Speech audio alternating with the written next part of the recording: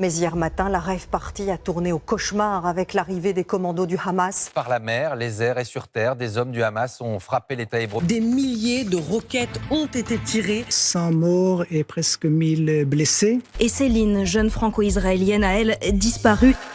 Bonjour tout le monde et bienvenue dans cette vidéo dans laquelle je vais tenter d'ordonner les différentes positions prises dans le débat public sur le conflit Israël-Hamas. Bon, le moins qu'on puisse dire, c'est que ce débat public, il est très touffu, il est même parfois complètement confus, part un peu dans tous les sens. Et moi personnellement, quand je suis face à ce genre de profusion, peut-être mon côté Marie Kondo, mais j'ai vraiment envie d'y mettre de l'ordre. Et l'outil que j'ai ressorti de derrière les fagots pour réaliser cette opération est celui de la pyramide de Maslow. Pourquoi, me direz-vous? Parce qu'en fait, derrière ce débat public français, sur ce qui se passe à l'autre bout du monde, il est énormément question d'interpréter et de filtrer les faits au regard du besoin des Israéliens et des Palestiniens. Or, la pyramide de Maslow permet de prendre de la hauteur et de regarder l'ensemble des arguments en les classant du besoin le plus simple au besoin le plus complexe. Et en fait, ça nous éclaire pas mal sur comment on peut appréhender et se positionner dans ce débat. Pour celles et ceux qui ne s'en rappellent pas, la pyramide de Maslow, aussi appelée la hiérarchie des besoins de Maslow, c'est un modèle psychologique qui illustre les besoins humains en forme de pyramide à 5 niveaux. 5 niveaux à la base, et il en ajoute un 6e.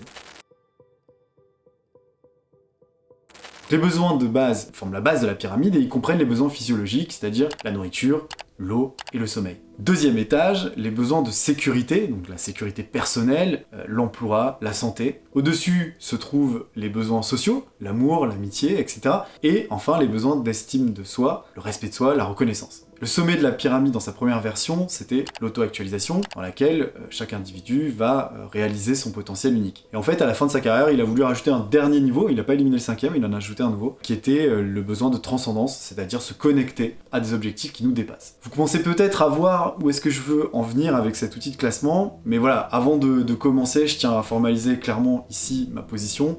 Je suis un humaniste pour qui la vie humaine est très précieuse, et en cela, il me semble qu'il n'y a rien d'autre de souhaitable qu'un horizon de paix. Par contre, je sais aussi que, malheureusement, la malveillance, ça ne se soigne pas avec de l'homéopathie. Bon, voilà pour cet avant-propos. On passe maintenant en revue les arguments en fonction du niveau de la pyramide. Donc on attaque par la base, les besoins physiologiques, et le tout premier, c'est évidemment de ne pas être tué. Et c'est bien de là que tout commence. Ce samedi 7 octobre, le mouvement palestinien du Hamas a mené une attaque contre Israël, faisant plus de 700 morts, dont une très grande majorité de civils. Il est 6h55 du matin, lorsque les premiers combattants palestiniens arrivent à pied. Pendant près de 4 heures, les commandos massacrent les civils israéliens, maison après maison. Filmé par une caméra de surveillance à 10h05, un premier groupe récupère les affaires des morts. Autre enjeu sur les besoins physiologiques, les arguments qui vont concerner le fait d'apporter de l'eau et de la nourriture et des interventions médicales aux populations palestiniennes. Depuis l'attaque du Hamas le 7 octobre dernier, seuls 20 camions ont pu traverser le poste frontière contrôlé par l'Égypte. Insuffisant pour l'ONU, pour qui il faudrait au moins 100 camions par jour pour subvenir aux besoins des 2 400 000 Gazaouis. Gli attacchi e le armi si fermino per favore e che si comprenda che il terrorismo e la guerra non portano a nessuna soluzione, ma solo alla morte, alla sofferenza di tanti innocenti. La guerra è una sconfitta. Ogni guerra è una sconfitta. Preghiamo perché sia la pace in Israele e in Palestina. Bon, globalement, tout le monde est d'accord au sujet de cette étape, mais là où ça va se complexifier, c'est l'étape suivante. Deuxième étage, celui de la sécurité. Et c'est là que l'on va retrouver tous les arguments sur le droit qu'a Israël à se défendre face à des attaques terroristes. Nous nous tenons à leur côté et Israël a le droit de se défendre face au terrorisme. Avec la difficulté que cette défense ne consiste pas, en l'occurrence, à se protéger, mais à riposter pour tenter d'empêcher une récidive. Et quand le Hamas fait son opération barbare, son opération féroce, son opération contre des civils, le Hamas sait parfaitement qu'il va y avoir une réplique israélienne. C'est parfaitement que la population de Gaza va être la première victime. Et c'est à cet étage que l'on va trouver les premiers points de discorde, puisque le droit à se défendre ne doit pas forcément aller vers une riposte. Certains, dont beaucoup de membres de la LFI notamment, ne voient pas dans ces attaques du terrorisme, mais l'expression d'une guerre. Donc comment il faut l'interpréter? C'est que le besoin de sécurité des Israéliens suite aux attaques du Hamas ne doit pas prévaloir sur celui des Palestiniens, au motif d'une symétrie parfaite puisque ce seraient deux pays en guerre et non des actes terroristes. Organisation terroriste ou pas ? J'ai répondu sur terroriste. Eh bien, j'ai répondu sur terroriste. Vous vous contenterez de ma réponse sur cette question. Non, je n'ai pas de double langage, monsieur, et je ne vous permets pas de... On va s'arrêter là. Mais si votre question c'est est-ce que c'est une organisation terroriste et si elle a commis des actes terroristes, oui. Et on le condamne sans réserve.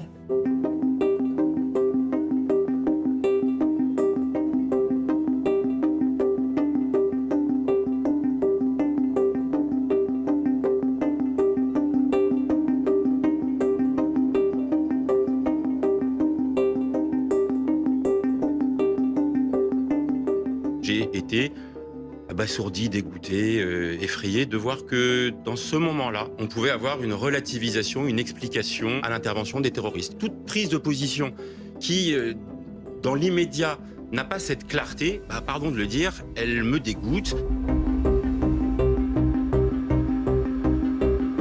Pour certains, même qui vont encore plus loin, les Israéliens en porteraient la responsabilité du fait d'une oppression de base dont ne feraient que se défendre les Palestiniens, gommant ainsi toute distinction entre les Palestiniens et le Hamas qui les représente. C'est un groupe politique islamiste qui a une branche armée et qui s'inscrit dans les formations politiques palestiniennes. C'est un mouvement de résistance qui a pour objectif la libération de la Palestine et qui résiste à une occupation. Donc c'est un mouvement de résistance. Oui. Vous n'avez pas qualifié le Hamas de mouvement terroriste. Ni comme tel, et qui est reconnu comme tel par les instances internationales. C'est un mouvement de résistance, c'est ce que vous pensez ?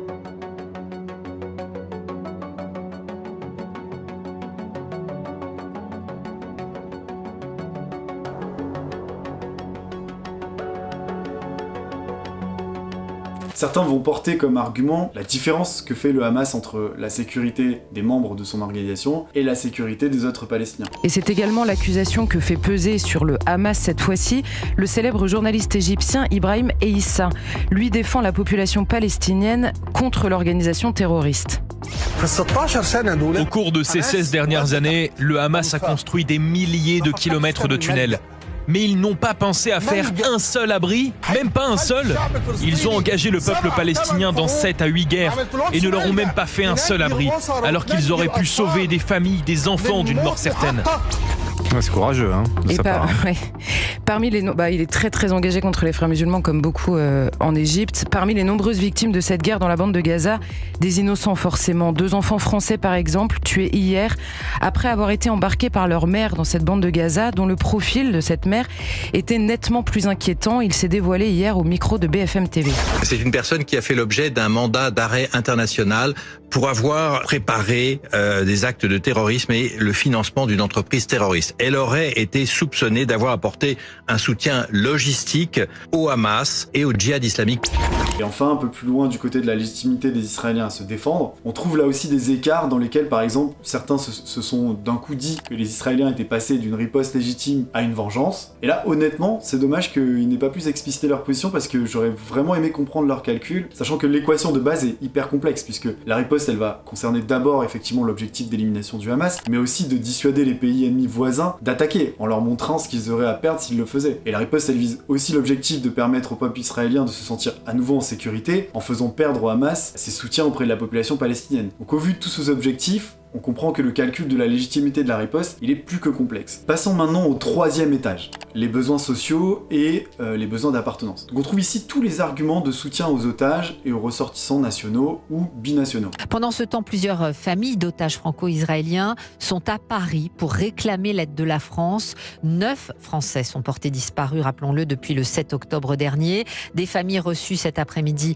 à l'Assemblée nationale où tous les députés les ont applaudis debout. Ce soir, elles participent à une soirée pour la libération de tous les otages à la synagogue parisienne de la Victoire. 4e étage, celui des besoins d'estime et de reconnaissance. Donc c'est à cet étage, notamment, que l'on va trouver tous les arguments qui appellent à permettre aux Palestiniens de créer un État, partant du principe qu'il y a déjà une communauté nationale et que la création d'un État, en fait, ne serait que la reconnaissance de celui-ci et donc la création d'un État-nation. C'est ce que l'on appelle la solution à 2 États. La responsabilité du gouvernement Netanyahou, 13 ans au pouvoir, ça a été de provoqué par la colonisation l'impossibilité de ce qu'on appelle la solution à deux États. Comment voulez-vous avoir deux États si dans l'État que vous voudriez reconnaître, l'État en l'occurrence palestinien, vous avez mité le territoire par la colonisation? L'étage de la réalisation de soi est un étage assez peu exploré dans le débat public. En revanche, le dernier étage est quant à lui très mobilisé. Ce 6e étage a été créé par Maslow en fin de carrière après avoir constaté en fait le manque, et il a pointé le besoin de transcendance, c'est-à-dire le besoin de se connecter à des choses qui nous dépassent. Et en l'occurrence, il y a de nombreux arguments.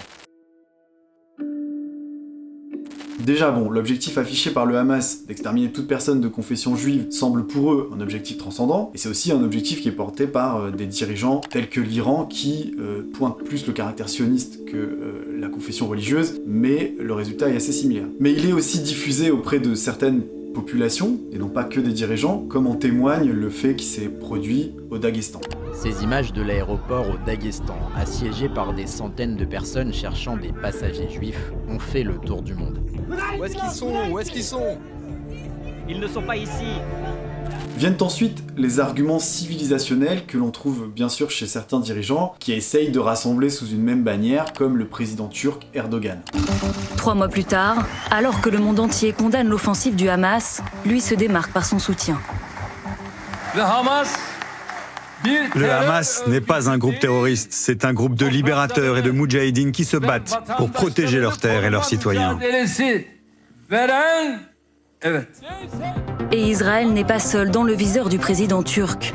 Dans son discours de samedi, le chef de l'AKP fustige aussi les Occidentaux. Le massacre de Gaza est totalement l'œuvre de l'Occident. Je leur pose la question. Vous, l'Occident, allez-vous créer une nouvelle atmosphère de croisade à l'encontre du croissant? Une rupture nette, là aussi, avec la politique d'apaisement menée depuis sa réélection en mai dernier. Qu'attendre maintenant du président turc? Difficile à prédire. Comme toujours, Recep Tayyip Erdogan avance ses pions tel un joueur d'échecs en fonction de ses propres intérêts. Ou encore l'analyse de certains pour interpréter l'importation du conflit avec notamment la montée des actes antisémites en France. Vous avez hier, et il me semble que c'est une déclaration très importante de Erdogan, le leader turc, qui affirme que le Hamas est un groupe de libérateurs. Est-ce qu'on est aujourd'hui dans une sorte de guerre de civilisation? C'est ce qu'a dit peu ou prou Benjamin Netanyahu. Il dit civilisation, barbarie. Mais je suis très étonné qu'on pose encore la question. Et j'entends même parfois, même sur votre plateau, des gens qui disent « Mais non, c'est pas une guerre de civilisation. » Qu'est-ce qu'il va leur falloir à ces gens pour qu'ils puissent consentir au fait que, oui, c'est une guerre de civilisation, il y a des juifs, il y a des musulmans. Je rappelle qu'en Arménie, c'est exactement la même chose. On a des chrétiens et on a des musulmans. Je le dis depuis des années. J'ai pas attendu le conflit au Karabakh. Moi, ça fait 20 ans que j'écris, par exemple, dans les Nouvelles d'Arménie. Arat Oranian m'avait demandé des articles il y a très longtemps. Et je disais, c'est un conflit de civilisation. C'est une guerre de religion. On me disait, mais pas du tout, c'est du nationalisme. Et j'entends les gens qui me disaient ça il y a 20 ans, qui aujourd'hui commencent à dire, ah oui, c'est peut-être un conflit de civilisation quand même. Qu'est-ce qu'il va falloir pour que les gens comprennent que oui, Samuel Huntington avait raison quand il écrivait Le choc des civilisations? Moi, je me souviens des discussions que j'avais avec mon éditeur de l'époque, Grasset, qui me disait que Huntington, en gros, créait les conflits qu'il annonçait ou qu'il décrivait. Et je dis, mais il ne les crée pas, il explique juste ce qu'il faut. Donc c'est quoi? C'est un bloc judéo-chrétien avec à la pointe Israël islamique, l'Oumma, la communauté, cette communauté, elle est unie derrière le Hamas aujourd'hui. La totalité, presque la totalité des pays, c'est quoi? 57 pays, je crois, 2 milliards de musulmans sur la planète. Israël, 22 000 km², je derrière crois. Qui? Derrière la Palestine ou le Hamas? Vous faites une différence? Oui, c'est pas la même chose. C'est-à-dire, moi, je pense qu'on devrait plus entendre les Palestiniens qui sont contre le Hamas. Nous avons fait le tour du débat public. Bon, c'était peut-être pas exhaustif évidemment, mais j'ai pu classer, je pense, les grandes tendances dans la problématisation publique du conflit opposant Israël au Hamas. J'espère que cela vous aura été utile aussi, et on peut retenir l'idée que certaines modélisations, bon en l'occurrence celle de Maslow, mais ça peut en être d'autres, sont parfois bien utiles pour donner de la rationalité au débat et de l'intelligibilité. Et il faut cependant toujours les choisir avec soin et les utiliser avec justesse. Voilà, merci beaucoup d'avoir regardé cette vidéo, vive la paix, vive la démocratie et vive l'humanité.